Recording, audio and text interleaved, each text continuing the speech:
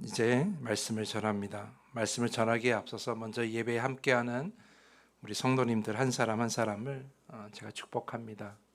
축복할 때에 여러분 믿음을 가지고 아멘으로 응답하시길 바랍니다. 평안하십시오. 성령 충만하십시오. 이 시간의 말씀을 통하여서 믿음의 견고함을 지키고 흔들리지 않은 믿음을 소유하여 믿음의 깊이를 더하시는 여러분 모두가 되기를 간절히 축복합니다.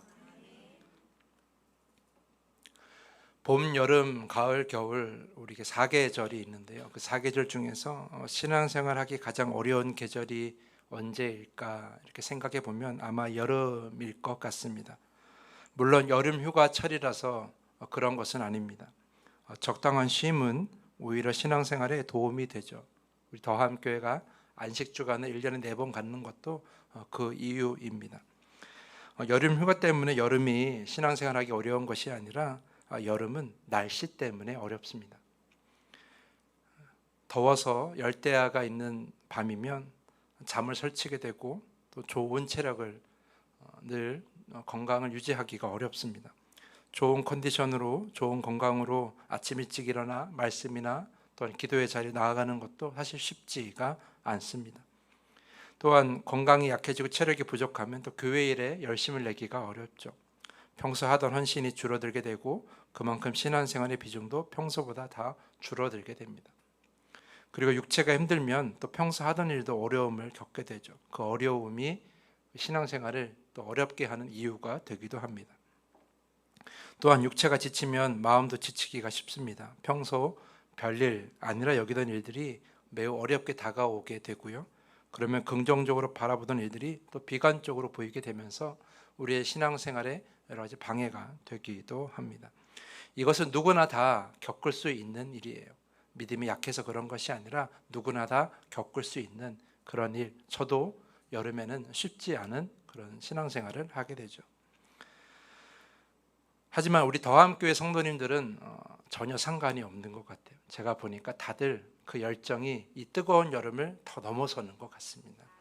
지나간 주간에 금요 매듭기도회 때 제가 찬양 인도도 하고 설교도 했거든요. 부목사님이 잠시 자리를 비우시는 순간이어서 그래서 1시간 넘게 이 강단에서 찬양도 하고 설교도 했는데요. 그리고 기도회도 인도하고 그런데 그 뜨거움, 우리 성도님의 뜨거움을 제가 느꼈어요. 얼마나 그 뜨거움이 대단하던지 여름보다 더 뜨겁고 이 더위의 열정이 그 성도님들의 그 뜨거운 믿음을 꺾지 못하는 것 같다라는 생각을 했습니다. 그래서 우리 더함교회는 여름에도 뜨겁고 겨울에도 뜨겁고 봄에도 뜨겁고 가을에도 뜨거운 4계절 내내 뜨거운 그런 우리 더함교회 성도님인 것 같아서 저 너무나 감사했습니다. 근데 한 가지 여러분 기억해야 될 것은 누구라도 신앙생활에 좀 소홀히 할 수 있고 믿음 생활이 약해질 수 있다라는 그 전제는 잊지 않으셔야 돼요. 나도 언젠가는 그런 믿음의 침체, 영적 침체에 빠질 수가 있다는 걸 잘 기억하셔야 됩니다. 그런데 우리는 믿음의 온전함을 판단할 때 어떻게 합니까? 우리의 신앙생활의 겉으로 보이는 신앙생활의 모습을 보고 판단합니다. 예를 들어 지난주와 변함없이 오늘도 예배를 잘 드리러 왔고 그리고 말씀도 잘 듣고 찬양도 열심히 하고 있다면 우리는 어떻게 생각해요? 우리의 믿음은 별 문제 없구나 라고 생각합니다. 또 지난주와 변함없이 곳곳에서 헌신하고 내 직분과 내 주어진 일들에 열심히 헌신하고 있으면 나의 믿음은 별 문제가 없구나 라고 생각합니다. 또한 성도님들과의 관계에도 별 문제가 없고 서로 잘 섬기고 서로를 잘 사랑하면 여전히 나의 믿음에는 문제가 없다고 생각하죠. 그렇게 교회 예배를 잘 드리고 주어진 일에 잘 헌신하고 이 예배의 자리를 잘 지키고 있고 또한 성도들과의 관계도 잘 좋고 속회도 잘 드리고 또한 교육도 잘 받고 이런저런 일들에 잘 참여하면 교회 생활에 열심을 내고 있으면 우리의 믿음에는 큰 문제가 없다라고 생각할 때가 많이 있어요. 우리는 그렇게 우리의 믿음을 진단합니다. 근데 과연 그럴까? 이 질문으로 오늘 설교를 시작하려고 합니다. 자, 오늘 본문을 보겠습니다. 오늘 본문에 보면 예수께서 제자들과 배를 타고 호수를 건너가려고 하십니다.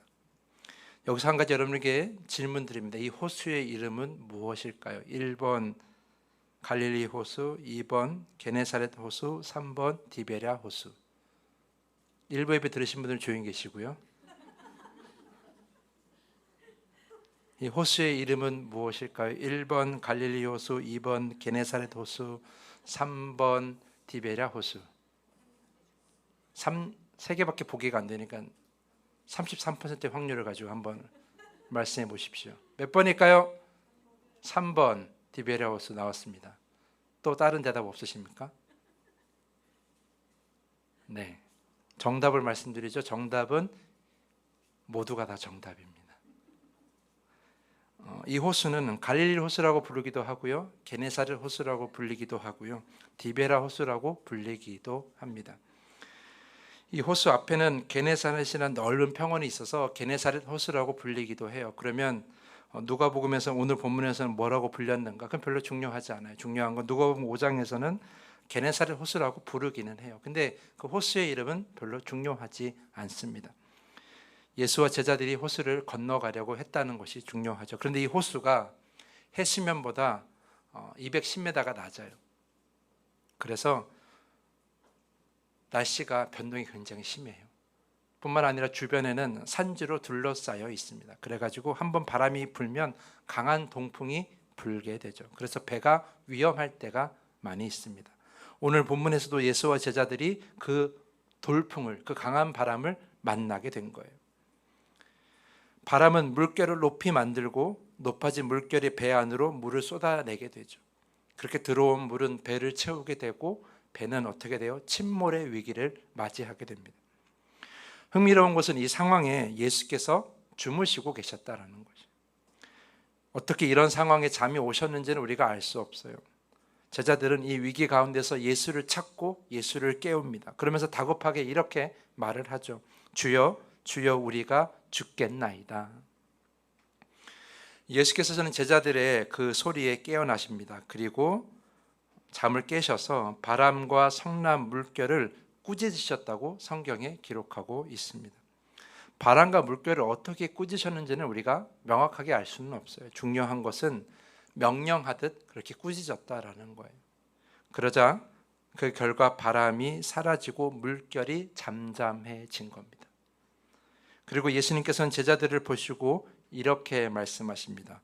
너희 믿음이 어디 있느냐라고 말이죠. 죽을 고비에서 살아난 제자들에게 괜찮니? 혹시 다친 데 없니? 놀라지 않았니? 라고 묻는 것이 사실은 정상인데 예수님께서는 그것을 물어보지 않고 다른 것을 말씀하시는 거예요. 너희 믿음이 어디 있느냐라고 말이죠. 지금 이 상황을 지나가시면서 예수님께서는 그들에게 믿음이 없음을, 믿음이 약했음을 지금 전하고 계시는 겁니다. 사랑하는 성도 여러분, 여기서 우리가 한 가지 중요한 사실을 깨닫게 되는데요. 예수와 함께 있다고 해서 그것이 믿음 있음을 증명하는 것은 결코 아니라는 겁니다. 다시 말씀드리면 예수와 함께 있다고 해서, 예수를 따른다고 해서, 예수를 믿는다고 해서 그것이 나의 믿음 있음을, 나의 온전한 믿음을 증명하는 것은 결코 아니라는 거예요. 오늘 본문을 보면 제자들은 예수와 함께 가고 있었어요. 그리고 예수께서 저기 호수 건너편으로 가자라는 말씀에 제자들은 순종하고 있습니다. 그리고 돌풍을 만나는 그 위기의 순간에도 제자들은 자신의 힘으로 해결하려는 것이 아니라 예수님을 찾아 깨웁니다. 그리고 우리가 죽게 되었다고 예수님께 자신들의 상황을 이야기하죠. 그리고 생각해 보면 제자들이 예수를 향한 믿음이 있었기 때문에 예수를 따르고 있는 거 아니겠습니까? 그러니까 예수를 따르는 이 제자들에게 믿음이 분명히 있었을 거라는 거예요. 그런데 예수님께서는 그들에게 뭐라고 말씀하세요? 너희 믿음이 어디 있느냐라고 말이에요. 결국 예수와 함께 있는 것이, 또한 예수의 말씀을 듣고 순종하는 것이, 위기의 순간 예수를 찾는 것이 믿음의 전부가 아님을 알 수 있는 중요한 장면이라는 거예요. 매주 교회를 찾아서 예배를 잘 드리는 우리에게, 또 매주 주어지는 교회의 사역에 잘 헌신하는 우리에게, 또 매주 성도들과 원만한 관계를 맺고 서로를 잘 섬기는 우리들에게, 그래서 나의 믿음에는 전혀 문제가 없다고 생각하는 저와 여러분에게 예수님은 의외의 질문을 하시는 거예요. 너의 믿음이 어디 있느냐라고 말이죠. 물론 우리의 예배와 헌신, 성도와의 교제, 기도, 여러 가지 우리의 신앙생활에 믿음이 하나도 없다는 것은 아니에요. 그런데 우리가 여기서 알아야 될 것은 그러한 것들이, 우리의 겉으로의 신앙의 모습이 우리의 믿음의 온전함을 증명하거나 우리 믿음의 온전함을 이끌어가는 것은 결코 아니라는 것, 그것을 우리가 알아야 된다라는 겁니다. 그래서 우리는 오늘 이 본문 안에서 질문해야 돼요. 왜 예수께서는 제자들을 향해 믿음이 어디 있느냐고 물으셨을까? 고난 중에 예수를 찾고 예수의 말씀에 순종하고 있는 이 제자들을 향해 왜 예수께서는 굳이 믿음이 어디 있느냐고 물으셨는가? 그 질문에 대한 답을 오늘 본문에서 찾아야 합니다. 그 답을 어디에서 찾을 수 있느냐? 바로 마지막 절 25절 말씀이에요. 25절 말씀을 제가 다시 읽어보겠습니다. 제자들에게 이르실 때 너희 믿음이 어디 있느냐 하시니 그들이 두려워하고 놀랍게 여겨 서로 말하되 그가 누구이기에 바람과 물을 명함에 순종하는가 하더라. 자, 이 말씀을 가만히 보면 예수님은 너의 믿음이 어디 있느냐라고 물으시는데 제자들은 믿음에 관한 이야기를 하지 않죠. 대신 뭐라고 이야기해요? 그가 누구이기에 바람과 물을 명함에 순종하는가, 이렇게 묻습니다. 바람을 멈추게 하시고 물결을 잠잠하게 하신 그 예수를 바라본 제자들에게 뭐가 생긴 거예요? 질문이 생긴 거예요. 어떤 질문이요? 내가 따르는 예수는 누구인가? 내가 지금 함께 가고 있는 저 예수는 누구인가라는 질문이 나타나는 거죠. 제자들은 비로소 이 예수의 모습을 보고 예수가 어떤 존재인가를 이제 궁금해하기 시작했다라는 거예요. 그 이전의 말씀을 보면 예수에 관해서 궁금해하는 제자들이 없었다라는 거죠. 그래서 이 부분은 매우 중요한 변화라고 할 수 있어요. 이전에는 질문하지 않았지만 지금부터는 제자들이 질문하기 시작했다. 내가 따르는 예수가 누구인가라고 말이죠. 그렇다면 왜 제자들은 그 이전에 예수에 대해 궁금해하지 않았을까? 왜냐하면 그들은 이미 예수에 관해 다 알고 있다고 생각했기 때문이에요. 자, 유대인들이 생각하는 메시아는 어떤 사람인가? 바로 이방 민족, 그러니까 지금 이 이스라엘을 압박하는, 유대인들을 압박하는 로마로부터 완전히 독립하게 만드는 그런 정치적인 리더, 그런 리더가 메시아라고 생각했어요. 애굽의 압제와 노예 생활에서 독립하게 한 그런 모세처럼, 가나안 원주민들과의 싸움에서 이겨서 땅을 차지하게 한 여호수아처럼, 그리고 가장 강력한 이스라엘을 만들었던 그 다윗 왕처럼 그런 강력한 지도자가 메시아가 되어 나타내서 이 이스라엘의 예전의 영광을 회복할 수 있는 그런 사람이 바로 메시아라고 생각했던 거죠. 제자들도 그렇게 생각했고 유대인들도 다 그렇게 생각했어요. 그들의 그런 관점에서 봤을 때 예수는 충분히 가능성이 있었죠. 왜냐하면 말씀도 잘 알고 계시고 리더십도 있었고, 무엇보다 예수에게 뭐가 있었어요? 능력이 있었어요. 병든 자를 고치고 귀신도 쫓아내는 능력.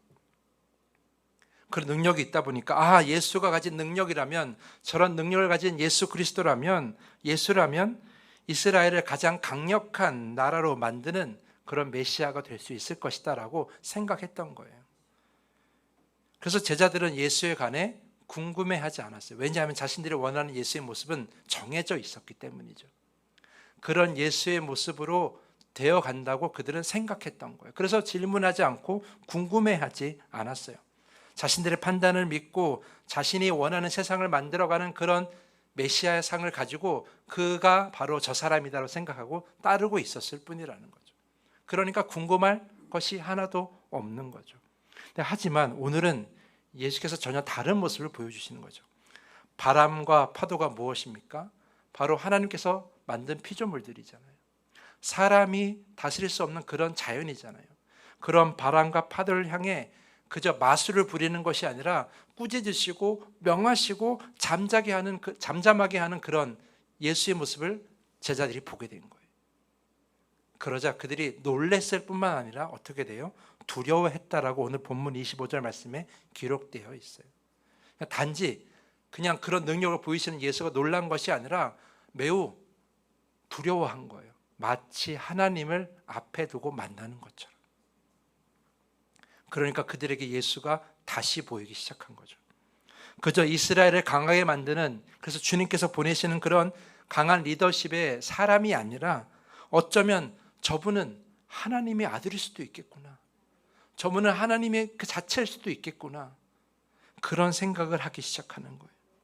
모세와 여호수아와 다윗과는 전혀 다른 그런 새로운, 우리가 감히 상상할 수 없는 그런 존재일 수도 있겠구나, 그런 질문을 하기 시작한 거예요. 그래서 서로의 얼굴을 쳐다보며 놀란 모습뿐만 아니라 두려운 모습으로 서로에게 이렇게 질문하기 시작한 거죠.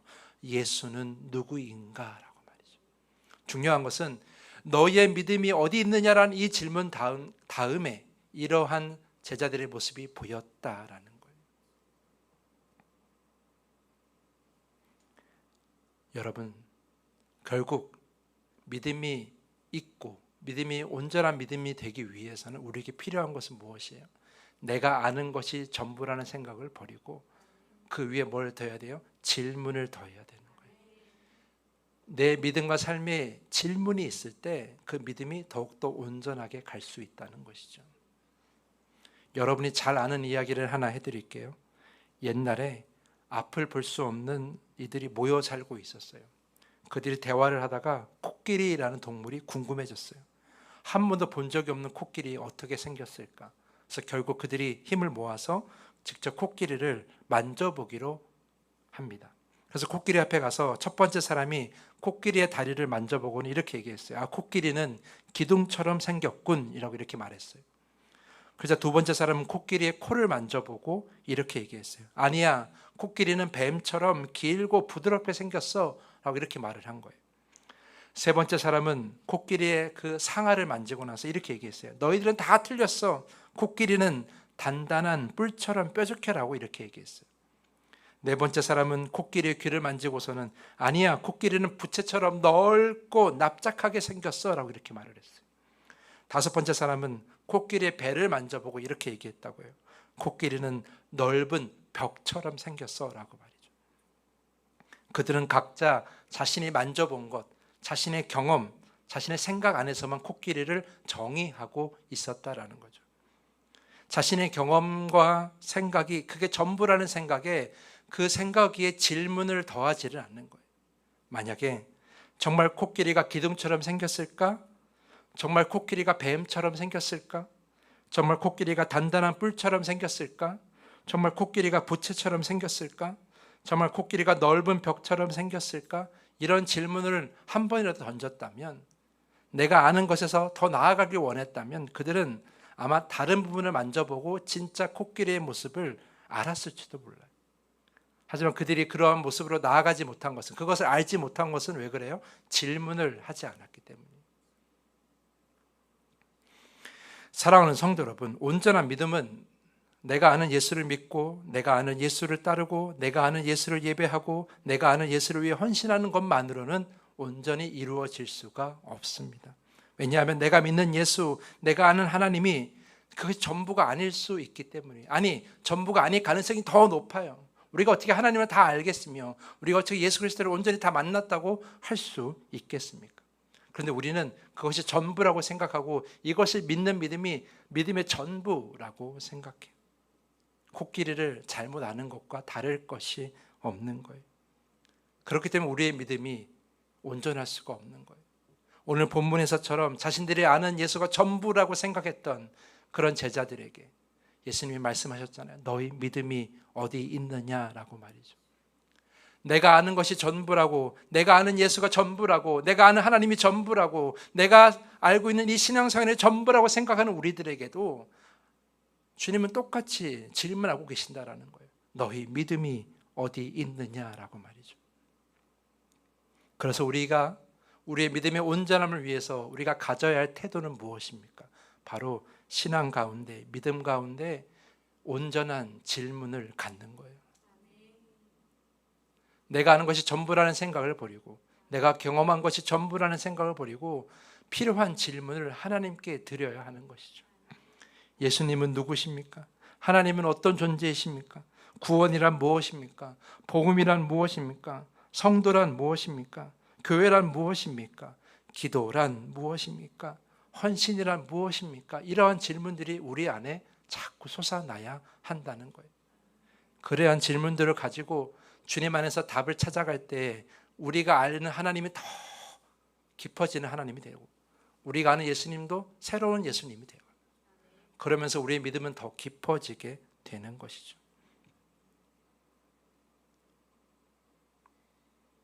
그런데 우리는 어떻습니까? 우리는 질문하지 않으려고 합니다. 우리가 질문하지 않는 이유는 두 가지 이유가 있어요. 첫 번째는 바로 궁금하지 않기 때문이에요. 전혀 궁금하지 않아서죠. 왜 궁금하지 않냐? 다 안다라고 생각하기 때문이에요. 나는 하나님에 관해 다 알아. 내가 신앙생활을 몇 년을 했는데 내가 다 알아. 나는 예수 그리스도에 관해 다 알아. 내가 사복음서를 얼마나 많이 읽었는데 내 믿음이 뭔지 다 알아. 나는 모태 신앙이야. 믿음 그거 별거 아니야. 신앙생활 그거 별거 아니야. 나는 장로야, 권사야. 교회가 뭔지 다 알아. 교회 생리 내가 다 알아. 이렇게 말하기 때문에 이렇게 생각하기 때문에 다 안다는 생각이 우리 믿음 안에 건강한 질문을 갖게 하지 못하게 한다는 거예요. 예수의 제자들처럼 말이죠. 예수에 관해 전혀 궁금해하지 않았던 거예요. 잘못된 예수를 믿고 있으면서도 그것에 대해서 전혀 궁금해하지 않았기 때문에 여전히 잘못된 예수를 알고 있었던 것뿐이에요. 그런 우리들에게 전혀 궁금해하지 않은 우리들에게 예수님은 오늘도 우리에게 물어보시는 거예요. 너희 믿음이 어디 있느냐라고 말이죠. 우리가 질문하지 않는 또 다른 이유는 무엇입니까? 나는 무지한다는 생각 때문이에요. 나는 지식이 부족하기 때문에 나는 뭘 들어도 잘 모르기 때문에 이해력이 부족하기 때문에 나는 공부를 잘 못했기 때문에 이런저런 핑계를 대면서 나의 질문이 어리석을 수 있고 내가 아무리 질문한들 내가 그 답을 들어도 모른다라는 생각을 해버린다는 거죠. 단정 지어버려요. 하지만 여러분 말씀 안에서 질문하고 새로운 것을 깨닫는 것은 사람의 생각과 능력으로 하는 것이 아닙니다. 그건 성령님께서 하시는 거예요. 신앙의 경력으로 하는 것도 아니에요. 그건 성령님께서 하시는 거예요. 신앙생활을 오래 했다고 해서 잘 이해하느냐? 그것도 아니에요. 그거는 성령님께서 하시는 거예요. 요한복음 14장 26절 말씀에 보혜사 곧 아버지께서 내 이름으로 보내실 성령 그가 너에게 모든 것을 가르치고 내가 너에게 말한 모든 것을 생각나게 하리라. 예수님께서 말씀하셨어요. 성령을 너희한테 보내줄 건데 그 성령이 너희를 가르칠 거야. 가르친 것을 생각나게 할 거야. 결국 성령님이 없으면 우리는 깨닫지도 못하고 배우지도 못한다라는 거죠. 우리를 깨닫게 하시는 것은 바로 성령님입니다. 여러분의 지식이 아무리 많아도 여러분의 신앙 경험이 아무리 많아도 성령님께서 깨닫게 하지 못하게 하시고 생각나지 못하게 하시면 여러분은 아무것도 알지 못하는 거예요. 요한 1서 2장 27절 말씀 너희는 주께 받은 바 기름 부음이 너희 안에 거하나니 아무도 너희를 가르칠 필요가 없고 오직 그의 기름 부음이 모든 것을 너희에게 가르치며 또 참되고 거짓이 없으니 너희를 가르친 그대로 주 안에 거하라. 뭐라고 얘기합니까? 요한이 오직 기름 부음이 모든 것을 너희에게 가르칠 것이다. 성령님께서 우리를 가르치신다라는 거예요. 그러면 여러분이 질문을 가지고 건강한 질문을 가지고 믿음 생활 안에 내가 알기를 원하신다면 하나님은 성령님을 통해서 알게 하신다라는 거예요. 그 알므로써 그 경험으로써 우리의 믿음은 더 깊어지게 되는 것이죠. 그러므로 우리가 해야 될 것은 우리가 말씀을 들을 때에 또는 말씀을 묵상할 때에 예배에 참석할 때에 속회에 참석할 때에 우리는 이 한 가지를 꼭 기도하셔야 돼요. 주님, 오늘 내가 한 가지를 새롭게 깨닫기를 원합니다. 내가 새로운 한 가지를 새롭게 배우기를 원합니다. 지금보다 더 예수님을 더 알기 원합니다. 지금보다 더 하나님을 더 깊이 경험하기를 원합니다. 그렇게 기도하셔야 되는 거예요. 우리는 질문하려고 하지 않고 더 알려고 하지 않아요. 그래서 우리의 믿음은 늘 같은 모습이고 늘 같은 자리인 것이죠. 그런 우리에게 오늘 하나님이 이 예수님을 통해서 말씀하시는 거예요. 너희의 믿음이 어디 있느냐라고 말이죠. 사랑하는 성도 여러분, 자라지 않는 나무는 늘 같은 크기의 같은 양의 열매만 맺습니다. 여러분의 믿음이 자라지 않고 깊어지지 않잖아요. 그러면 주님께서 주시는 은혜와 축복도 늘 같을 뿐이에요. 하지만 여러분의 믿음이 깊어지고 여러분의 신앙이 더 깊어지면 더 풍성한 열매를 맺을 수가 있고 더 많은 열매를 맺을 수가 있는 거예요. 그렇기 때문에 우리에게 건강한 질문이 필요하고 또 더 많이 알기를 원하는 우리의 갈급함이 필요한 것이죠. 과연 우리는 얼마나 그런 갈급함이 있는가? 여러분 예배를 드릴 때에 그런 갈급함 한 가지를 가지고 나옵니까? 주님, 내가 오늘 말씀에서 한 가지를 배우기 원합니다. 여러분이 아침마다 말씀을 묵상할 때 그 갈급함이 있습니까? 주님, 내가 오늘 이 말씀 안에서 오늘 한 가지 지혜를, 오늘 한 가지를 깨닫기 원합니다. 그런 질문이 있으십니까?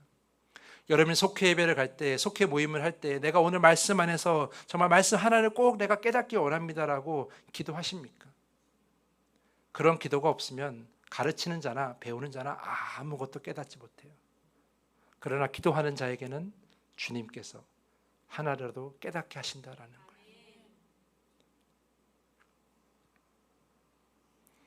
사랑하는 성도 여러분, 그렇게 여러분들이 건강한 질문과 또 알고자 하는 그러한 나의 갈급함을 통해서 여러분이 믿음이 더욱더 깊어질 수 있기를 간절히 축복합니다. 내가 다 알고 있다는 생각은 이제 버리십시오. 이제 나는 더 이상 배움이 필요 없다는 생각도 버리시고요. 이 정도의 신앙생활의 경험이면 충분하다는 그런 교만도 버리시길 바랍니다. 그런 마음은 온전히 우리 믿음의 깊이를 더할 수가 없고요. 우리 믿음을 하나님께 다 드릴 수가 없어요. 그런 사람에게 주님은 말씀하세요. 너희 믿음이 어디 있느냐? 주님 앞에서 더욱더 말씀의 갈급함을 가지고 말씀의 깊이를 더 깨달아 가시면서 믿음의 깊이를 더해가는 여러분 모두가 될 수 있기를 간절히 축복하면서 오늘 말씀을 마치겠습니다.